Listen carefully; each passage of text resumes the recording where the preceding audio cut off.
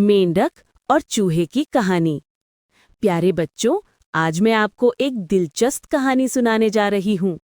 ये कहानी है एक मेंढक और एक चूहे की दोस्ती और फिर उस दोस्ती के इम्तिहान की।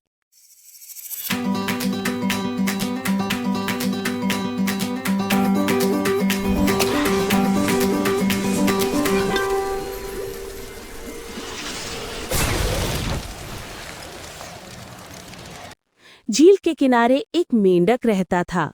वो खुशमिजाज, उछल-कूद करने वाला और पानी में खेलने का शौकीन था। झील के करीब ही जमीन में एक बिल था, जहां एक चूहा रहता था। दोनों की दोस्ती मशहूर थी। अक्सर दोनों मिलकर वक्त गुजारते, दाने चुगते और हंसी मजाक करते। एक दिन मेंढक ने फैसला किया कि वो अपने दोस्त को भी अपने घर लेकर जाए। चूहा पहले कभी वहां नहीं गया था, क्योंकि वो पानी में तैर नहीं सकता था और उसे पानी से डर भी लगता था। मेंढक को एक तजवीज सूझी और वो चूहे को अपनी पीठ पर अपने साथ बांधकर झील में ले आया। चूहा बहुत खुश था। उसे ये एक नई दुनिया लग रही थी।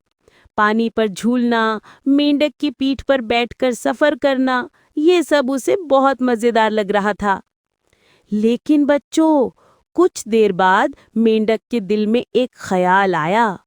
उसने सोचा कि क्यों ना वो अपने दोस्त के साथ शरारत करे। ये सोचते ही वो मेंढक झील के गहरे पानी में उतरने लगा। चूहा पानी में डूबने लगा। वो अपनी जान बचाने के लिए हाथ पांव मारने लगा, मगर कुछ फायदा न हुआ।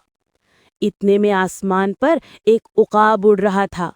उसकी तेज नजरें नीचे पानी पर पड़ी और उसने चूहे को पानी में डुबकियां खाते देखा तो वो तेजी से नीचे आया और चूहे को अपनी चोंच में दबोचकर वापस उड़ गया।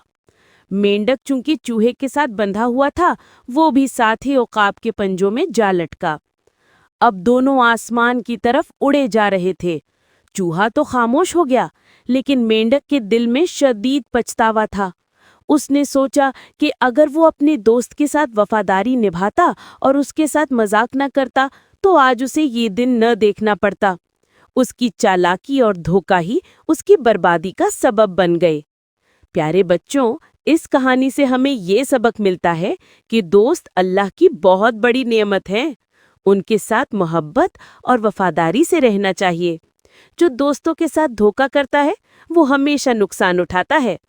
उम्मीद है आपको ये कहानी पसंद आई होगी। मज़ीद दिलचस्प कहानियों के लिए चैनल को सब्सक्राइब करना ना भूलें।